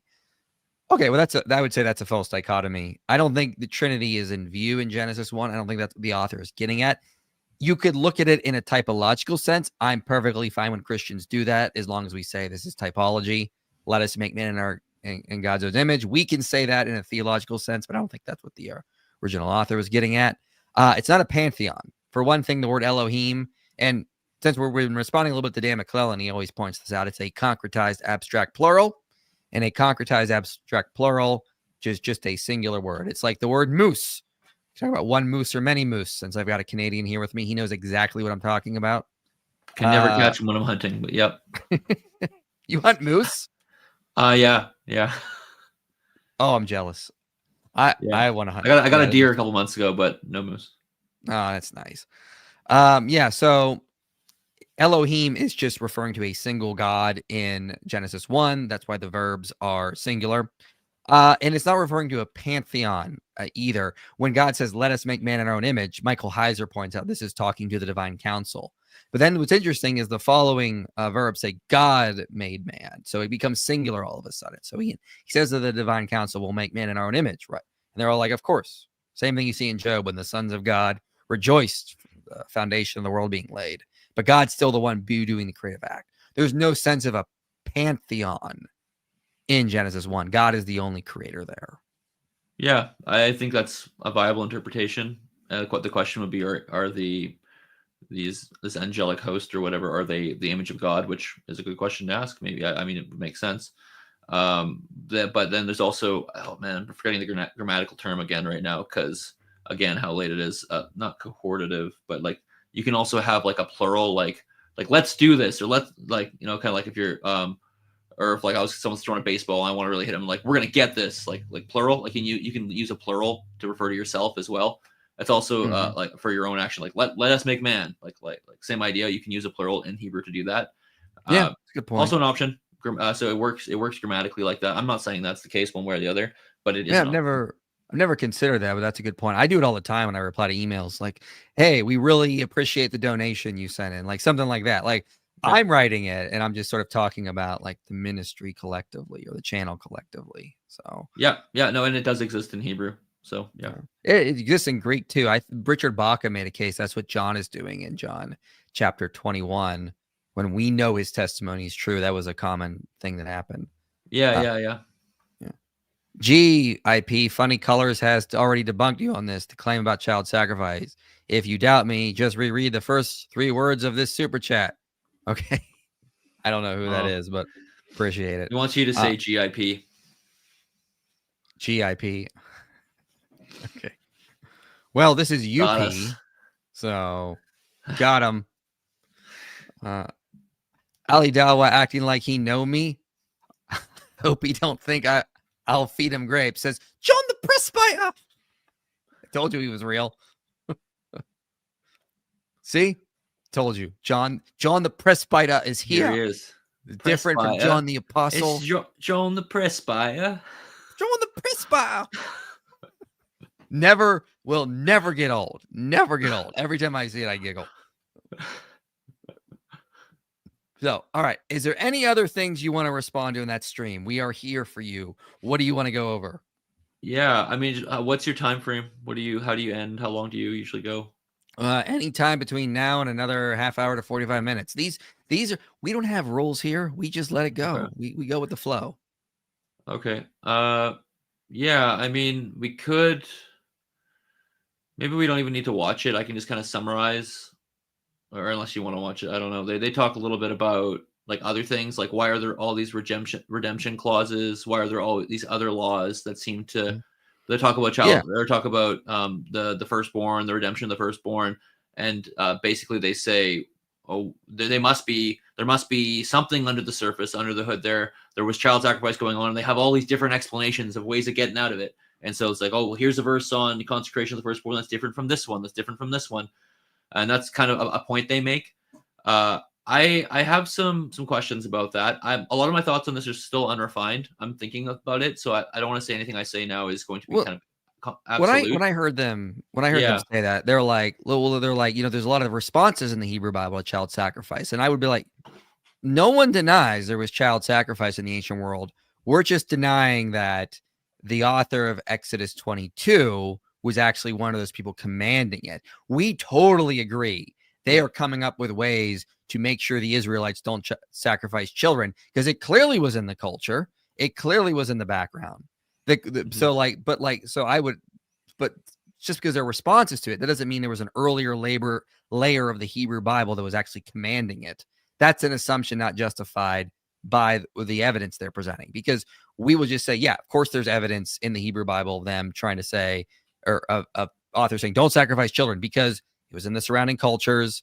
It may have been an earlier thought when, before like the Mosaic Revolution, and they come along and go, no more of this. This is all bad.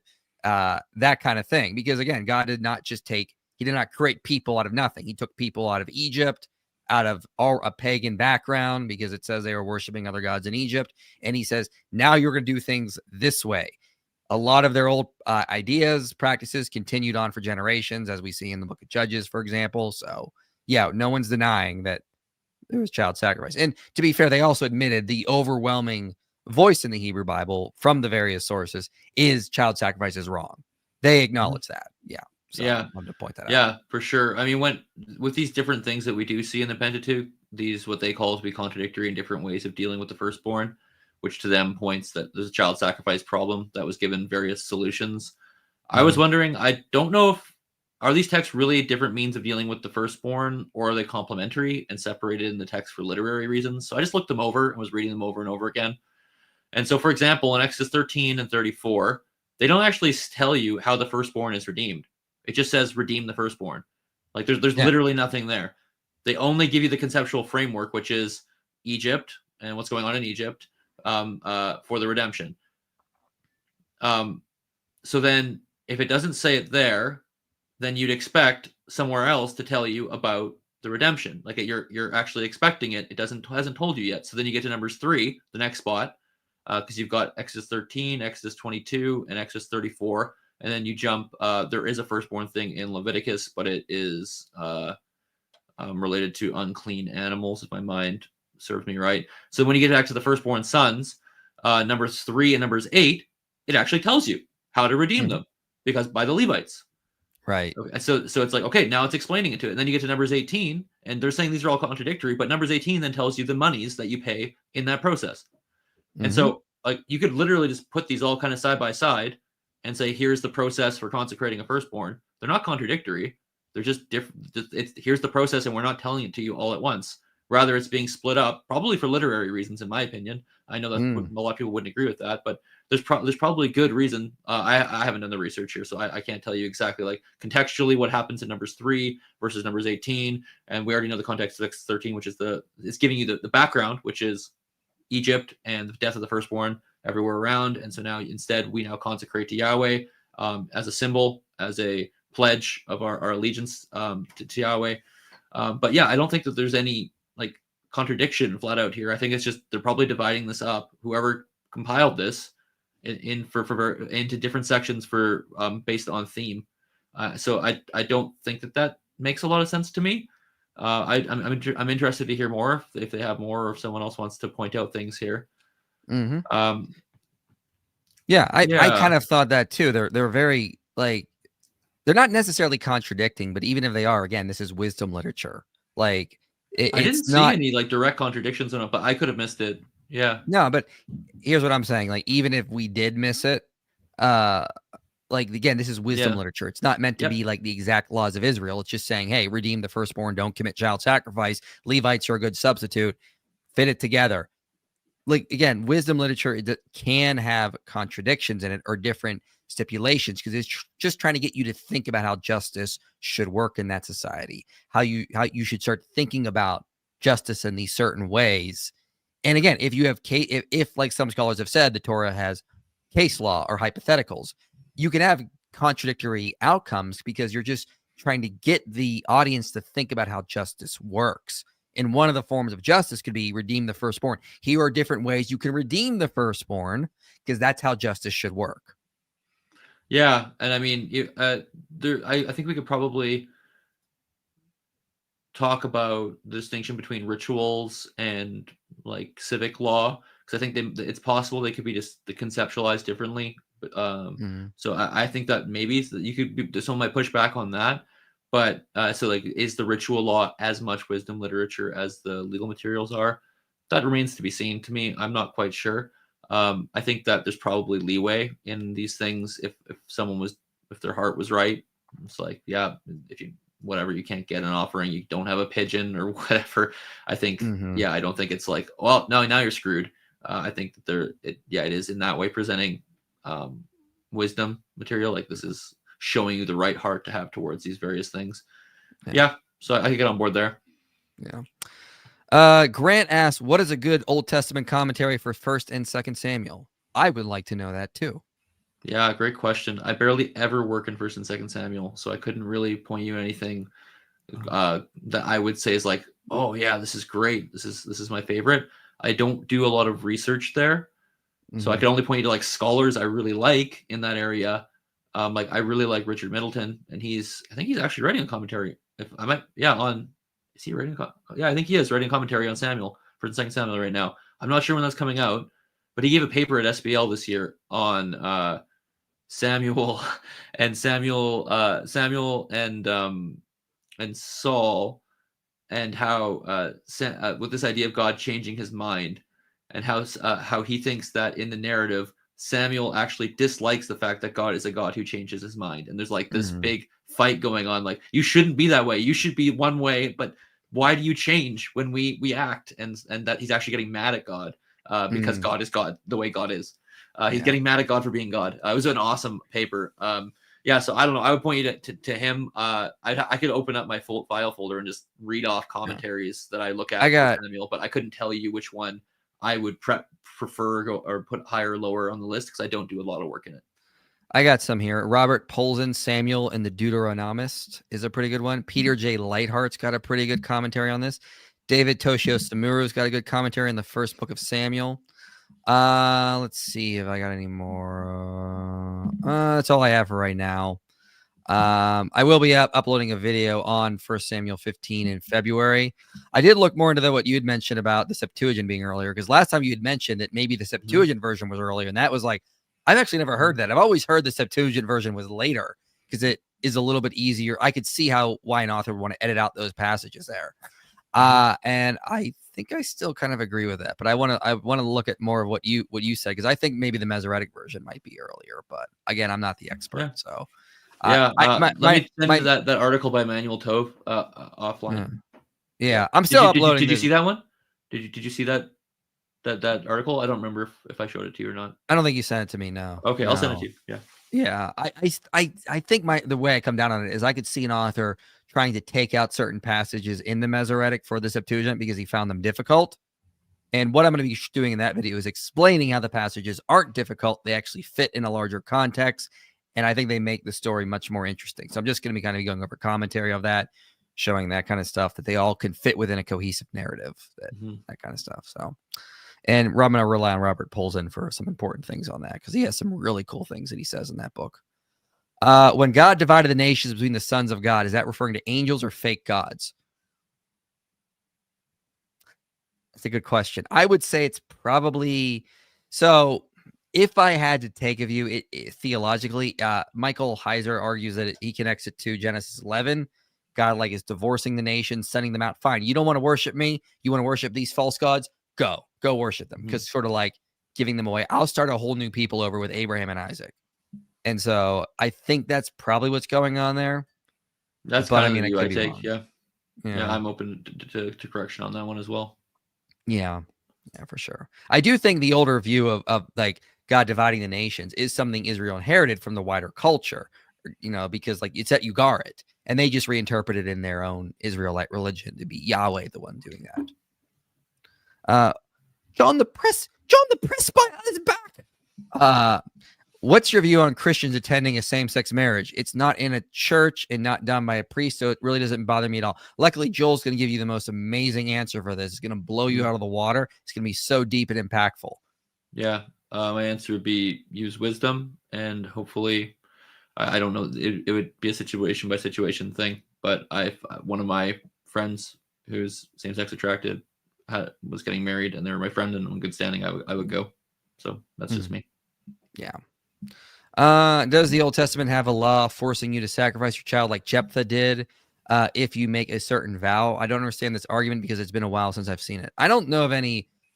No, I think the whole point of Judges is Jephthah was a really bad and stupid judge, and that's why he did that thing. Like the judges are arranged from like good judge to bad judge, and Jephthah I think is like either 6 or 7 on that list. Like he's not a good judge. Like he makes a lot of stupid errors, you know.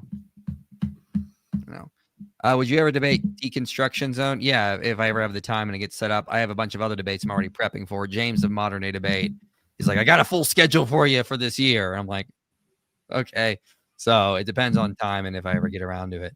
And Cole Crocodile says, you see the Dawa thing. All right. What else is there anything else you want to go in over that video, or do you want to close this out because you look exhausted? Yeah, I have been working since before 6 a.m. and we're now at 6:42 p.m. So, and I have not stopped. It's been a long day. Yeah, I've been working since I think like 8 a.m. too. So yeah, so you get it. It's the grind. I mean, we could talk about conceptualizations of like the firstborn. Like the way that I see this kind of thing functioning in Exodus is it's related to the firstborn. But it's related in the sense of judgment, not as in like an offering to God. So I take the firstborn to mean firstborn represents the continuation of your lineage.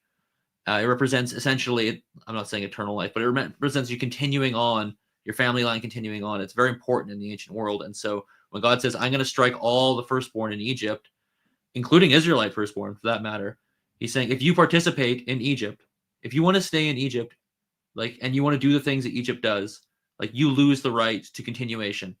That's what this represents, the firstborn. Mm-hmm. But if you pledge allegiance to me, then I will. That's not going to happen. You'll be spared of that, and so that judgment is being spared.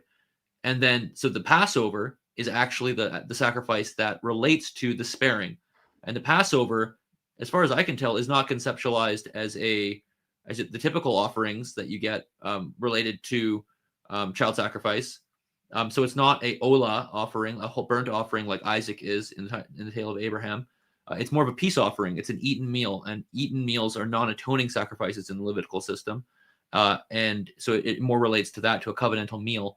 And likewise, the other legislation that you see in Numbers that all relate to this idea of the consecration of the firstborn, this is all also peace offering type of procedure. So you see the blood being thrown against the altar, not put on the horns. That's peace offering.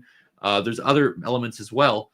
And so it's interesting because in Dewrell's book, he doesn't point out anywhere where a peace offering where the same procedure of a peace offering relates to child sacrifice. So it'd be interesting, or it'd be weird that if all these things were former offerings or former child sacrifice issues being brought into like a now actually okay way to do things, why would you conceptualize it as a peace offering and not like an olah like Abraham and Isaac? It's a weird thing to do. Why not make it something closer to how people might conceptualize child sacrifices? So as far as I'm aware, and I actually just searched his book briefly for peace offerings, and he doesn't connect it. So it's a weird thing, a weird offering type to include. But from what the way I understand it is that's problematic. But also, this is about judgment. It's not about an offering to God as a sacrifice. I think it's more related to the conceptualization of judgment, and then the symbolism of being saved from that judgment. That's what's going on. But again, they'd probably say, oh, well, the Exodus is a post hoc creation to explain the child sacrifice problem. But again, all we have is the text, and the text consistently in Numbers, in Exodus, relates it to the death of the firstborn and this judgment on the gods of Egypt and on the practices of Egypt. So that's the realm in which it dialogues, in my opinion. So those are just some more thoughts there. And if they're going to say it's post hoc, they need to actually show evidence. They just can't assert like it's editorial fatigue. Okay, what's your evidence? I mean, all we have is the text here and how it functions in the text. Well, they'll use source critical arguments and stuff, but at the same time, again, that these things are highly debated. And that gets ad hoc because you're positing sources that we don't actually have evidence for. All we have is the text. This is one of my. See, I think a lot of times, a lot of scholars, biblical scholars, are trained to think in possibility. Like when I have scholars review scripts, they say, "Well, don't forget about that possibility. Don't forget about that possibility."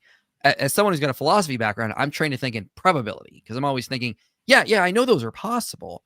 What I care about is what is most probable, though, and that's what I want to present here. So, yeah, I think there's a lot of possibilities, but at the end of the day, they're just possibilities. What is going to be most probable? And all we have is the text and how it's being used and function in the text. And if we have that, it's not suggesting child sacrifice. And that's what's important there. If you want to posit some earlier layer, be my guest, but then it becomes an ad hoc, less plausible interpretation or explanation of the data. Yeah, I agree. I think one other thing I would add that I have in my notes that I wanted to make sure I say is that we do have other cultures in the firstborn giving of humans, which is it is dedication to a temple and not the death. Like we have that. There's a parallel. There's analogous materials. I studied the Greek world. I do a lot of work in the Greek world. And so that is there in the Greek world in early Greek texts like 600, 700 BC. So it exists there. And to say it's not happening here and it's child sacrifice, I think it's I find it to be a stretch for the reasons that we've talked about. We're not. I guess we probably won't talk about Abraham and Isaac. We don't need to.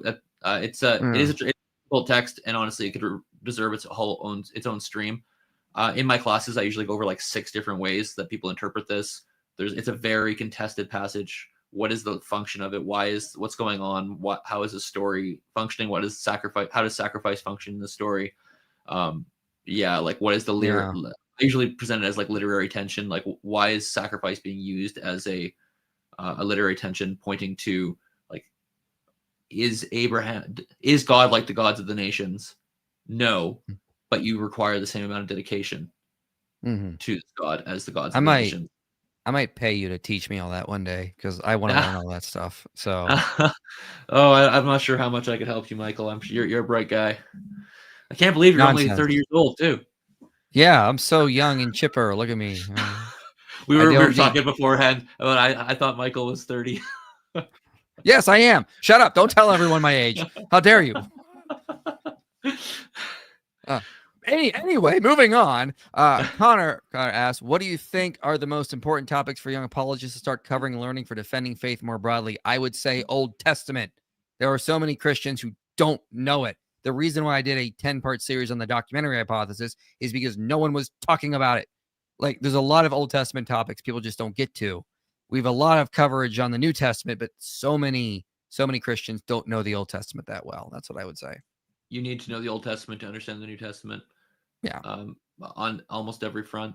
And I agree. A lot of the stuff I want to create, I have scripts or almost scripts, Michael, that I just don't have time to film. Like I did a whole thing on Deuteronomy 22. Does it say that you're supposed to marry your sexual assaulter? And like I did like a deep dive in all the literature of the last 20 years. I found articles where there are like recent articles saying no. I found linguistic reasons for saying no. And like I looked at the Middle Assyrian laws, and I did all this work. I'm just so busy. I just don't have time to make these videos. But people want to hear that kind of stuff because it's really important. It is important. Like there's lots of topics like violence in the Old Testament. I just prepped a course for that, a micro course. And yeah, there's so many issues in there that I like, man, people want to know about this. And we need to talk about it. Yeah, maybe I'll hire you and get that research from you, and then I'll just turn it into a video because I've been wanting to look into that passage. Yeah, so yeah, Deuteronomy 20. Yeah, we could talk about it in offline. I honestly have like 3 or 4 things that I've done a lot of prep for that I just don't have time to make. I'll just like purchase the research from you or something because I think that the laborer deserves his wages, so I'll make sure like you're compensated for it. But yeah, I think that'd be good. We'll chat offline, but yeah. Oh, excuse me. What are some good arguments? I got like about little under 5 minutes here, and then I got to get going. Yeah, I'm gonna last super chat, and then we should be good. What are some good arguments for Mary being the queen of the universe? Well, Joel has all the great arguments for this. Mary is the queen of the universe. Yeah. Right. Yeah, well, it's the queen of heaven is what the argument is in the church, is that Mary's the queen of heaven. Oh, because in I the think she's the argument, queen of the universe. true, yeah, I'd say that, and the Yeah. argument follows simple because Solomon's mother was a queen. Yeah. Jesus is king, therefore his mother is also a queen. Yeah, in 2 Samuel 7, he inherits the promise, which is to Solomon, but which also is typologically and truly fulfilled in Jesus. So therefore, his mother is the queen. Right. It just naturally I don't follows. see why don't people. That's a weird question to ask. It's so obvious. Protestant, some Protestant groups are very much against it, even though, like, I think even Martin Luther and John Calvin were fine with saying Mary's the queen of heaven. But like now Protestant groups are like very much against it, unfortunately. So. Oh, I actually was joking that entire time. I don't know if you were joking. I think Mary's the queen of heaven. Yeah, I say that. Oh, okay. I was making up an argument. Oh, like it works kind of typologically, but yeah. Anyways, yeah. It's moving on. Yeah. Anyway, thanks for coming, everyone. I'm gonna let Joel get to sleep here. I gotta go. I want to see my kids and tuck them in and stuff. It's bedtime. Yeah. So anyway, I will see you guys live on my channel Wednesday for a very fun, important stream. You don't want to miss that one. We're gonna learn a lot. So come back in 2 days, same time. I guarantee you will enjoy it. And I will see you guys next time. Thanks for coming. And once again, God is not cool with child sacrifice. Also, please go to my channel and subscribe. YouTube demonetized me, so make me want to do more videos. Yeah. Why'd they demonetize you? Because I use content from other streams that I'm on that I put on my channel, and they said you can't do that. That's BS. Yeah. All so, right. Well, please make me want to stay on YouTube. Yeah. Sorry, man. All right. We'll figure something out. All right. We'll see you guys next time.